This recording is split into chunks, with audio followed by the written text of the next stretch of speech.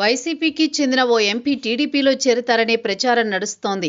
ఆయన ప్రకటనలు కూడా అదే మాదిరిగా ఉన్నాయి. త్వరలో సీఎం చంద్రబాబును కలవనున్నట్లు ఆయన స్వయంగా చెప్పడంతో దీనిపై రకరకాల ప్రచారం మొదలైంది.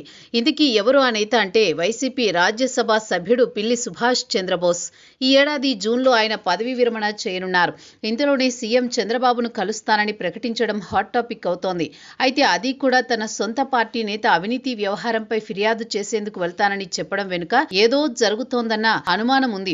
వైసీపీ హయాంలో తాను ఫిర్యాదు చేసినా పట్టించుకోలేదని, అందుకే తాను సీఎం చంద్రబాబును కలుస్తానని చెబుతున్నారు.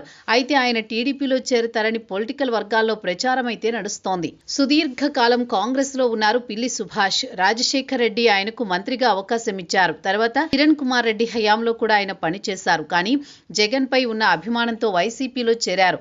కానీ ఎమ్మెల్యేగా విజయం సాధించలేకపోయారు. అందుకే 2019లో అధికారంలోకి వచ్చిన తర్వాత జగన్ ఆయనకు రాజ్యసభకు పంపించారు. ఆయన ఎమ్మెల్యేగా పోటీ చేయాలన్న ఆలోచనలో ఉండేవారు. కానీ వైసీపీ హయాంలో ఆయన నియోజకవర్గంలో వేరే నేతను నిలిపారు జగన్.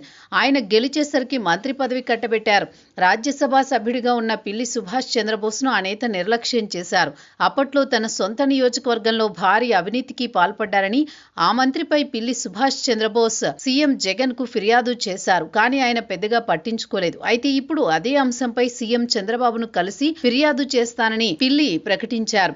అయితే సొంత పార్టీ నేతపై సీఎం చంద్రబాబుకు ఫిర్యాదు చేస్తానని చెప్పడం ద్వారా సరికొత్త సంకేతాలు పంపించారని విశ్లేషకులు అభిప్రాయపడుతున్నారు.